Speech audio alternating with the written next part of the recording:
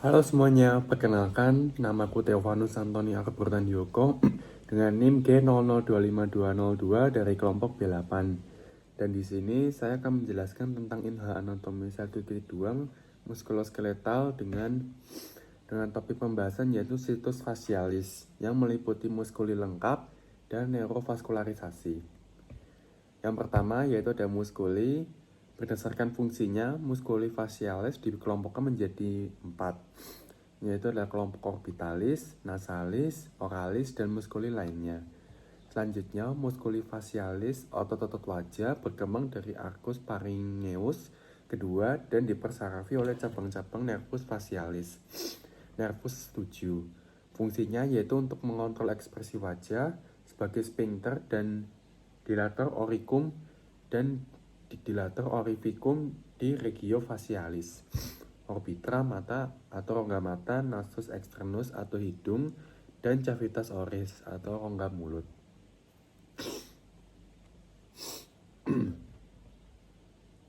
Dan yang pertama yaitu adalah kelompok orbitalis.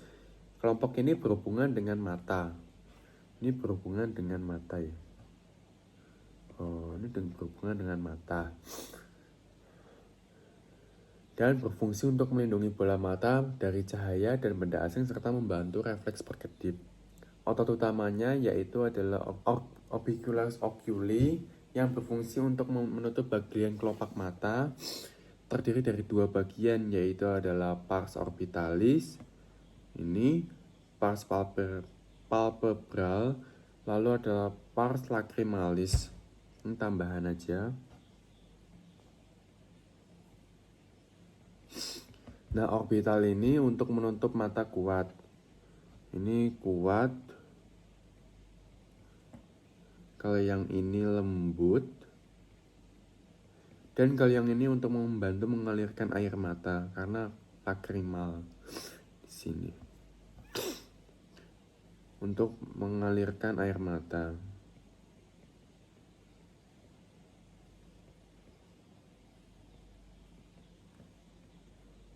Nah, di situ udah. Lalu ada corrugator supercili yang mengkerutkan alis ke arah medial seperti ini, menyebabkan dahi berkerut, ekspresi marah atau bingung. Selanjutnya yaitu adalah kelompok nasalis, yang ini berhubungan dengan hidung dan lubang hidung. Hidung dan lubang hidung. Oke, atau nares. Otot utamanya yaitu adalah nasalis, M nasalis, mengatur lebar lubang hidung, pars alaris yang membuka lubang hidung, pars transversa untuk menutupnya. Ini untuk menutup. Ini untuk membuka.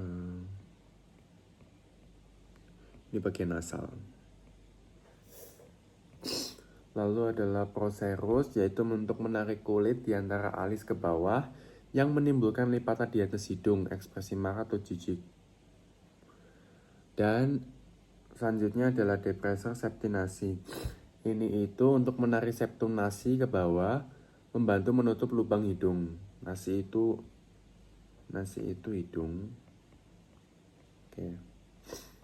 Oke, sudah. Selanjutnya yaitu adalah kelompok oralis. Atau kelompok ini merupakan otot yang mengelilingi mulut dan bertanggung jawab atas gerakan bibir, bukaan mulut, dan ekspresi wajah bagian bawah. Otot-otot pentingnya yaitu adalah orbicularis oris. Ini untuk otot yang melingkar yang menutup bibir dan mengerucutnya misalnya saat bersiul ataupun mencium.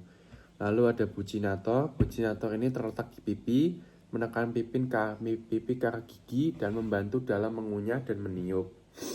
Selanjutnya adalah zygomaticus mayor dan minor. Nah, zygomaticus mayor dan minor ini untuk menarik sudut mulut ke atas ke lateral dan menghasilkan ekspresi tersenyum. Lalu untuk yang rhizous ini di bagian sini. Ini untuk menarik sudut mulut ke samping, ekspresi senyum tipis atau sinis. Lalu ada M mentalis itu di paling bawah, dagu. Mengangkat kulit dagu dan bibir bawah, ekspresi merenung.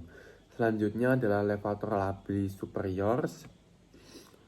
Ini dia itu untuk mengangkat bibir ke atas atau ekspresi jijik.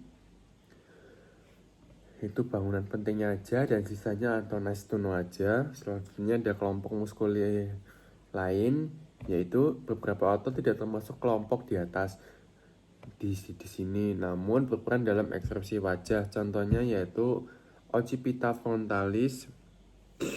Occipita frontalis itu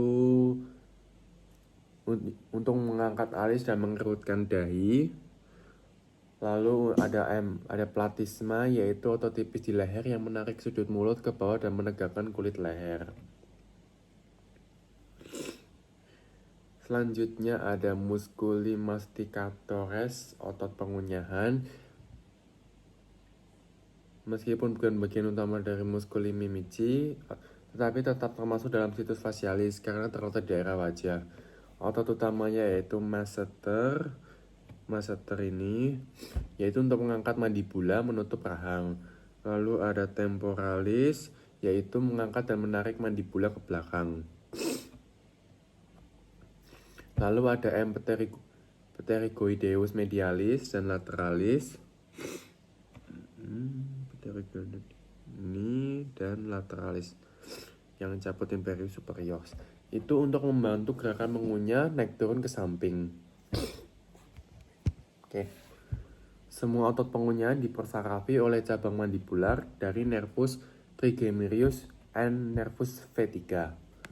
Selanjutnya kita masuk ke neurovaskularisasi situs fasial. Yang pertama yaitu adalah arteri warna merah ini ya.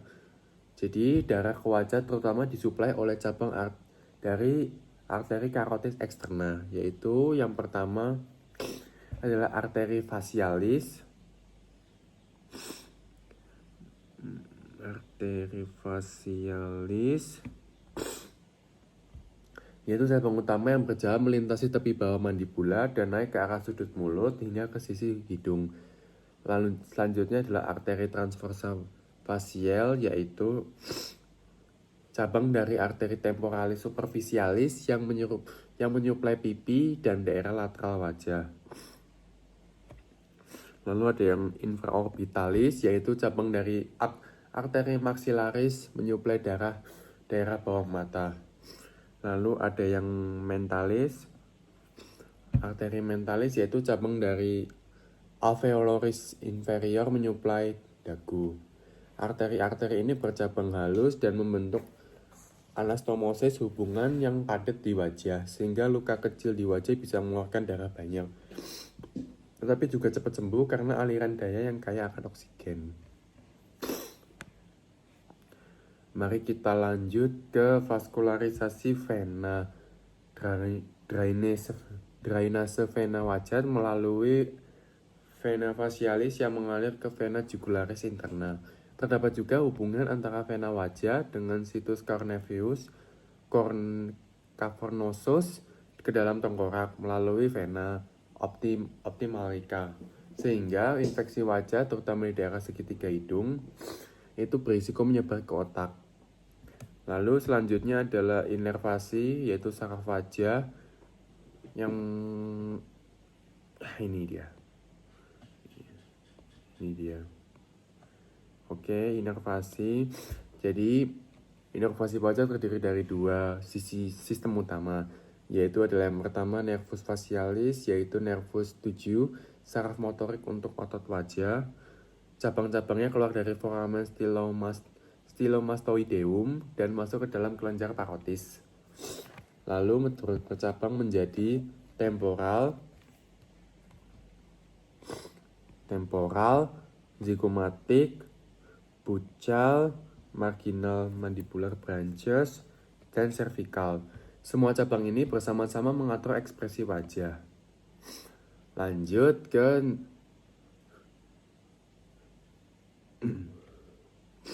nervus trigeminus. Maaf tadi kelewatan. Trigeminus ini jadi ada neuroophthalmicus, yaitu kulit dahi dan hidung bagian atas, dan neuromaxillaris, yaitu pipi dan kelopak bagian bawah mata, dan neuromandibularis, yaitu rahang bagian bawah dan sebagian bibir bawah. Nah, semuanya ini bekerja sama antara neuro 7 dan neuro 5 ini yang memungkinkan wajah ini memiliki kemampuan motorik atau bergerak dan motorik, merasakan sentuhan dan nyeri secara harmonis. Sudah selesai dan sekian dari saya. Apabila ada kesalahan, mohon maaf. Terima kasih.